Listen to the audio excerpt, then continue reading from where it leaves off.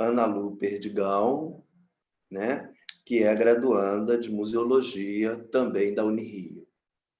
Boa tarde, tudo bem? Vocês estão conseguindo ver minha apresentação? Sim, perfeitamente. Que bom. Então, antes de começar, eu queria muito agradecer a Márcia, porque é minha orientadora, né? E ela é uma pessoa muito incrível, que mora muito no meu coração. Agradecer a todos vocês também que estão aqui visualizando e acompanhando esse ciclo de palestras que eu tenho assistido e tem sido incrível. Agradecer também a presença das minhas colegas e, em especial, também do Luigi, que é uma pessoa muito especial, faz parte do meu TCC. Eu vou falar um pouquinho de um assunto que toca nas apresentações que tanto a Júlia quanto a Natália trouxeram, que era relacionado à Igreja da Candelária. Porém, eu vou falar sobre os vitrais da Candelária. Vou falar muito rapidamente sobre o meu TCC. O meu tema é a importância da preservação dos vitrais da Igreja de Nossa Senhora da Candelária para a preservação do estilo alemão da Franz Mayer Zessler no Rio de Janeiro, que é essa empresa que eu vou falar um pouco mais à frente. E também, enfim, é um tema muito vasto, pouco estudado aqui. E a Franz Mayer é uma empresa que tem uma relevância muito grande para o Rio de Janeiro, porque a maioria dos vitrais dos grandes edifícios foram realizadas pela Franz Mayer Zessler. Mais à frente eu vou falar sobre isso, mas vamos lá. Venho também trazer uma discussão da possibilidade da restauração dos vitrais da Candelária, que foram quebrados, e vou discutir a partir de 3 teóricos, que é o John Ruskin, o Viollet-le-Duc e o Camilo Boito. E também questionar essa restauração ou conservação, utilizando, se possível, a mesma técnica e a mesma fabricante, que é a Franz Mayer. Como as meninas já falaram um pouco, eu vou ser bem concisa nesse aspecto, mas, enfim, a Nossa Senhora da Candelária foi construída a partir de 1634, depois de toda aquela história da família que naufragou e tudo mais. E o grande templo, o templo atual, né, a igreja atual, começou a ser construída a partir de 1775. Ela fica no final da Presidente Vargas, ali numa praça muito bem localizada, à vista de todos. E depois de 123 anos de construção, ela foi inaugurada em 1898, porém, em 1898 ainda não tinham os vitrais sido instalados, apenas no ano seguinte. E aí, falando um pouquinho, para a gente poder falar sobre os vitrais, eu tenho que trazer esse assunto sobre quem foi que desenhou e fez esse projeto dos vitrais, e essa pessoa foi o João Zafferino da Costa, que fez a parte interna da igreja. Ele foi pintor, desenhista, decorador, professor e discípulo do Victor Meirelles. Ele ingressou na Academia Imperial de Belas Artes em 1857, e quando ele retornou ao Brasil, ele foi nomeado professor da academia, que ele ficou até o final da sua vida. Enfim, teve um trabalho esplêndido. Em 1878, o Zafferino da Costa ele foi selecionado pelo imperador Dom Pedro II para elaborar as pinturas da Candelária, que foi a que eu tinha acabado de citar. Porém, não foi um processo muito rápido. Assim, quando a igreja foi inaugurada, em 1898, ela já tinha todas as pinturas feitas pelo João Zafferino da Costa. Porém, só depois, mais ou menos, no meio desse processo, que foi solicitado a ele, pela parte da igreja, que ele também fizesse os vitrais da igreja. Então, ele realizou os 3 vitrais que existem no coro e os 2 que existem no paravento. E, para isso, ele chamou o Henrique Bernardelli e mais 3 ajudantes, que foram pessoas fundamentais para que ele pudesse fazer esse processo. Não foi um processo rápido, ele demorou alguns anos, inclusive ele foi para a Europa estudar, se especializar nessa área de vitrais, no desenho de vitrais, para que ele pudesse realizar aqui. Enfim, e no final, essa confecção foi toda realizada pelo Real Estabelecimento de Vidraças Artísticas. Guardem esse nome, que é da Franz Mayer Zessler, que fica em Munique, na Alemanha, na Baviera. E os vitrais só chegaram no Brasil e foram instalados em 1899, só um ano depois que a igreja foi instalada. Foi inaugurada. Aqui eu trago alguns desenhos que trazem uma certa confusão. Por quê? A pessoa que foi responsável pelo projeto de todos os vitrais da igreja foi o Henrique Bernardelli. Porém, boa parte desses desenhos foi pelo pelo João Zeferino da Costa. Mas uma das pessoas que mais ajudou ele nesse processo foi o Henrique Bernardelli. E uma curiosidade muito bacana é que, além dos desenhos que estão registrados, estão guardados no Museu de Belas Artes hoje, que são da época que o Henrique Bernardelli fazia os seus estudos e tudo mais a respeito disso, é que uma maneira da gente contextualizar e verificar a participação do Henrique Bernardelli é que os irmãos Bernardelli, eles eram muito amigos do Arthur Azevedo. O Arthur Azevedo foi um dos fundadores da Academia Brasileira de Letras, ele era jornalista, teatrólogo, e ele escreveu em alguns jornais cenas cotidianas, como estava eu num ateliê dos irmãos Bernardelli, vi ele fazendo um desenho que vai ser instalado em algum momento na Candelária. Então, existe esse tipo de documentação que comprova a participação do Henrique Bernardelli e do Rodolfo também. Mas o mais interessante que eu achei disso tudo é que os irmãos Bernardelli, eles tinham uma ligação tão forte com a família do Arthur Azevedo que o Henrique Bernardelli chamou a esposa do Arthur Azevedo e o filho do Arthur Azevedo para serem os modelos da Nossa Senhora, que está exatamente nessa imagem aqui. E aí, como vocês podem ver, nessa primeira imagem aqui, a gente tem a Maria, que é exatamente do desenho do jeito que ele fez, bem bonitinha aqui, com Jesus no colo. Porém, quando o Zeferino da Costa chega de Roma, ele faz algumas alterações nesse desenho para ser o oficial, tanto que vocês conseguem ver que pela imagem da esquerda, que está mais ampliada, você vê que tem o rostinho dela bem desenhado e tudo mais. E quando vocês conseguem olhar para essa da direita, abaixo, o rostinho dela está um pouco modificado, e deles também, do menininho também, né, que era Jesus. Aqui, nessa segunda imagem, a gente consegue ver esse vitral já montado. Infelizmente, ele está quebrado. E na imagem da esquerda, eu queria só ressaltar, provavelmente vocês não vão conseguir ler, mas na legenda está escrito assim, que é como se fosse uma assinatura, né? Do Real Estabelecimento da Baviera para Vidreiras de Colores Franz Mayer Zettler, Munique. Mas um pouquinho, já eu vou falar sobre essa empresa. Mas eu achei muito legal justamente os vitrais terem essa assinatura, porque isso ajuda bastante num processo que a gente vai ver mais à frente que está perdido em partes. Então, como que fazem os vitrais? Eu não vou me ter essa ousadia de falar, porque acho que o Luigi está aqui, o Luigi já falou um pouco numa outra palestra. É um processo muito longo, muito rico, muito detalhado, mas o Zeferino da Costa, com o Henrique Bernardelli e os seus outros 3 ajudantes, eles tinham que fazer todo esse molde, todo esse desenho em tamanho natural e mandar exemplares das cores para a Alemanha. E aí, depois que eles mandaram lá para a fábrica da Franz Mayer, demorou em torno de 5 meses para eles conseguirem produzir o couro e mais 2 meses para poder produzir o paravento. Aqui, essas outras 2 imagens aqui são as laterais, no meio fica essa aqui da Nossa Senhora da Candelária, e nas laterais, ao lado, ficam esses 2 anjos. Esses desenhos foram definidos pelo Zeferino da Costa.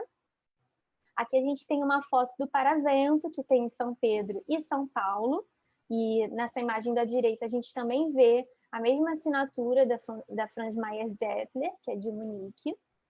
E agora eu vou falar um pouquinho rapidamente sobre essa empresa, e vocês já vão entender por quê. A Franz Mayer é uma empresa que foi fundada em 1847 pelo Joseph Gabriel Mayer, na Alemanha, e o seu objetivo inicial era trabalhar com as artes finas, com arquitetura, com escultura, com pintura, focada na revitalização dos prédios medievais. E em 1860, ela ganhou um setor dedicado apenas a vitrais, e essa empresa tomou uma proporção tão grande na Europa que ela abriu uma filial em Londres e uma em Nova York em 1888. Em 1882, ela recebeu o status do Real Estabelecimento de Arte da Baviera, que foi o que eu tinha falado lá atrás, que a gente também vê nas documentações de registro de despesas da Igreja da Nossa Senhora da Candelária, que ela se refere às folhas de pagamento, como se fosse um recibo de pagamento, justamente ao Real Estabelecimento de Arte da Baviera, que nada mais era do que a Franz Mayer Zeppler. E eles receberam esse status pelo Rei Louco, que era o Luís II. Em 1892, ela foi nomeada pelo Papa Leão VIII como Pontifício Instituto de Arte Cristã.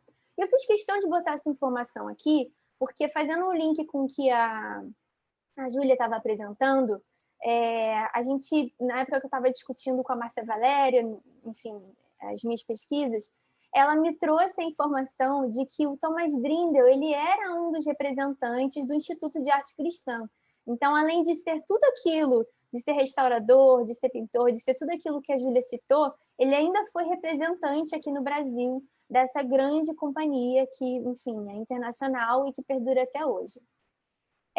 Enfim, depois da Primeira Guerra Mundial, os netos do Joseph Gabriel Mayer assumiram a liderança da empresa e eles mudaram um pouquinho o direcionamento. Eles transformaram a empresa num estúdio de vitrais e mosaicos, e os artistas poderiam frequentar esse espaço e utilizar mesmo, como se fosse um aluguel do espaço. Você vai lá, utiliza o forno, utiliza todo o maquinário para poder começar a trabalhar com vitral e com mosaico. E um pouquinho antes da ascensão do Adolf Hitler, essa empresa já era tão grande que ela chegava a exportar 80% da sua produção para os Estados Unidos. E, infelizmente, durante a Segunda Guerra Mundial, ela teve inúmeras perdas, tanto estruturais quanto materiais, documentais, de todas as áreas possíveis, tanto por bombardeamento quanto por confisco. Muita coisa foi confiscada, que, enfim, inclusive muita documentação importante para nós. Ela foi reconstruída e voltou a funcionar a partir de 1950, e aí ela começou a trabalhar mais diretamente ainda, não, ela já trabalhava com restauro dos prédios medievais, e aí ela começou a trabalhar com os prédios que foram afetados pela guerra. Então, durante muito tempo, ela trabalhou com restauração. E hoje essa empresa se encontra na quinta geração, sendo gerenciada pela família Mayer. E, assim, meu sonho é conhecer esse lugar, que parece ser incrível. Eu trouxe esse print aqui, que é uma das páginas do site deles, para poder justificar o que eu estava falando atrás da parte da guerra, né? No site da Franz Mayer, você consegue ver como se fosse mesmo um registro de todas as obras que eles fizeram, seja por restauração ou por criação. E a gente consegue ver aqui que tem tanto Rio citado, mas quando a gente fala de Rio de Janeiro, a única coisa registrada que tem é Norte Shopping, quando na verdade a gente tem a Igreja São Francisco de Paula, a Candelária, Teatro Municipal, a Ilha Fiscal e vários outros locais no Rio de Janeiro que tem essa oportunidade, esse privilégio de ter os vitrais da Franz Mayer. Mas, infelizmente, como eles perderam muito da documentação deles durante a Segunda Guerra, eles só reconhecem, né, que é algo mais recente, esse vitral que tem no Norte Shopping, que por sinal é lindo, e eu tive a oportunidade de conhecer ali mais de perto com o Luigi numa visita que, enfim, foi muito bacana. Aqui eu trago um livro de receitas e despesas que a minha orientadora, a Márcia Valéria, tirou essa foto durante a pesquisa de tese dela. E aqui a gente consegue ver, essa letra é difícil de ler, mas vamos lá, está escrito Franz Mayer Zeppler, de Munique, pela remessa de vitrais para a igreja.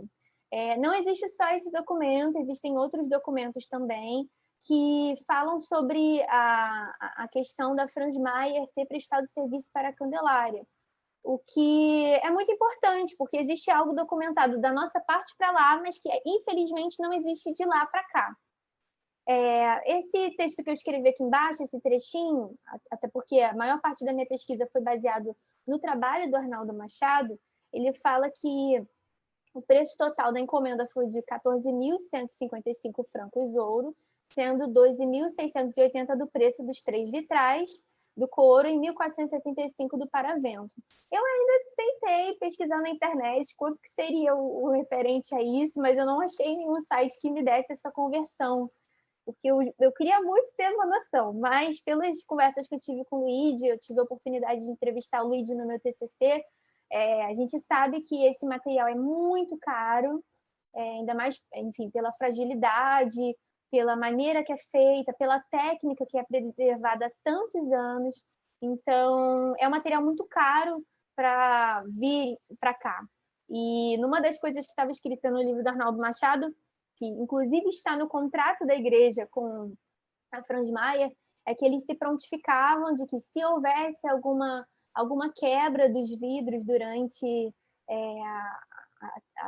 o transporte para o Brasil, eles, enfim, fariam de novo, até tudo ficar ajustado e perfeitamente colocado.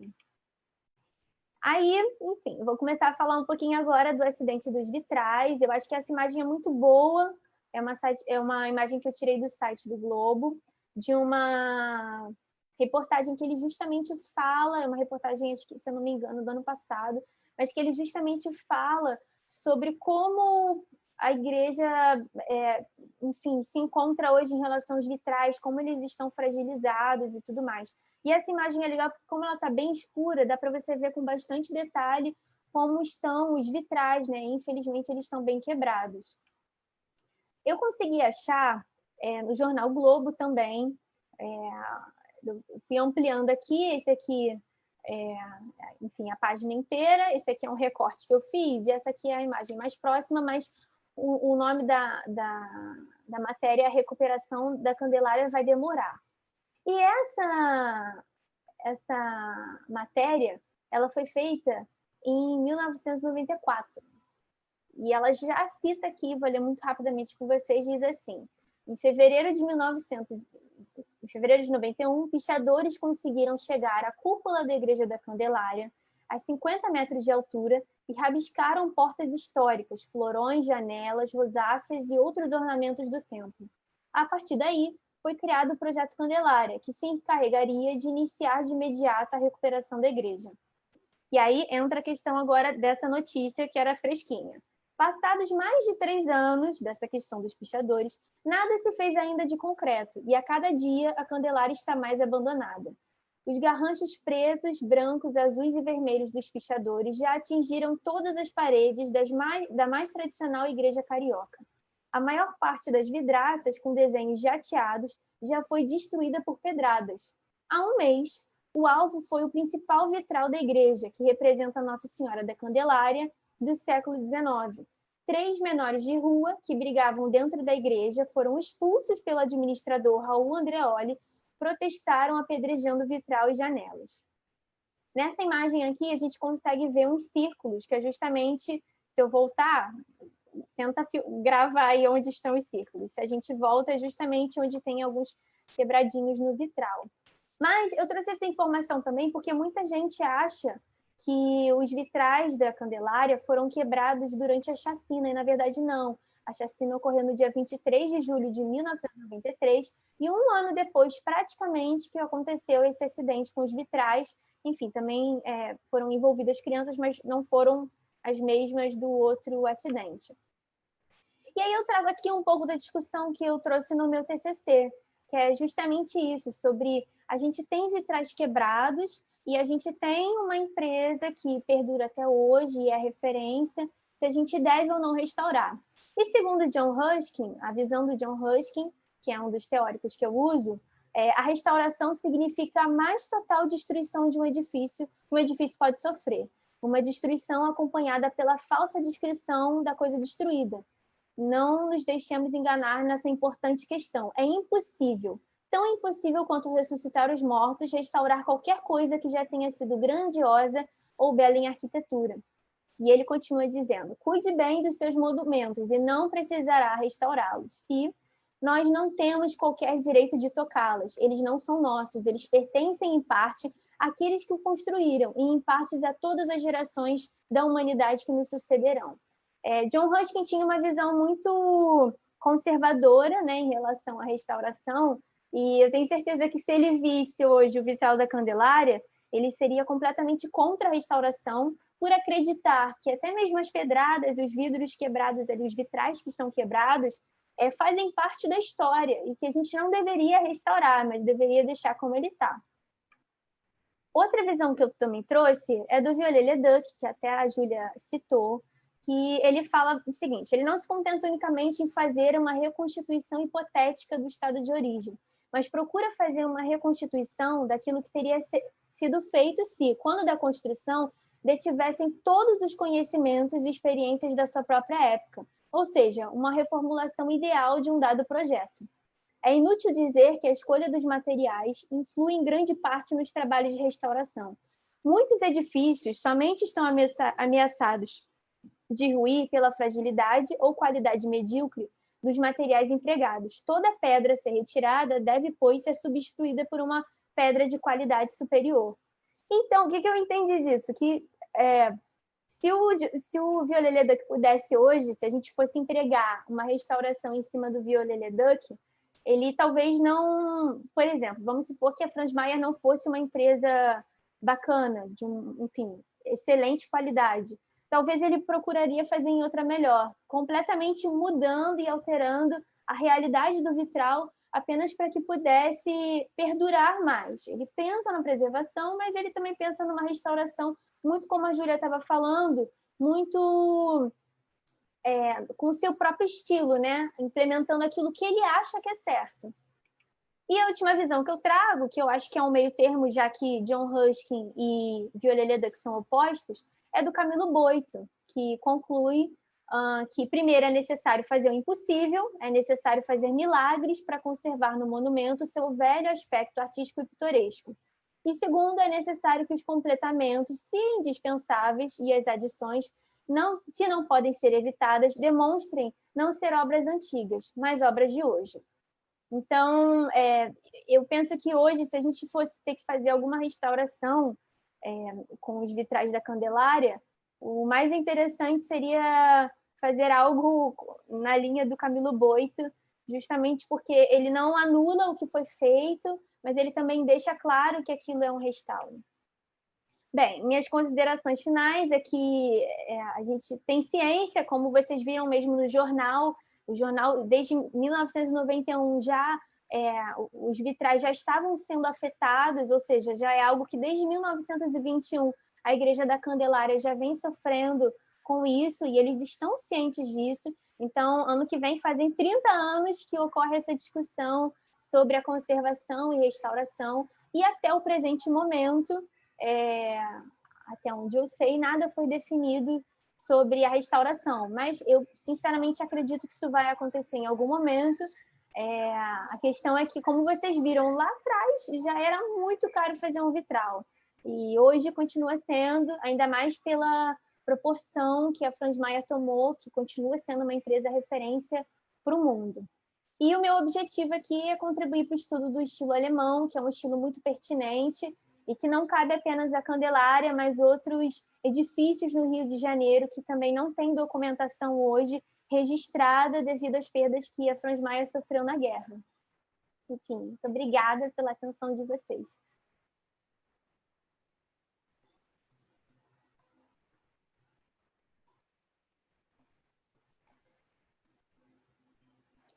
Obrigado, Ana Lu.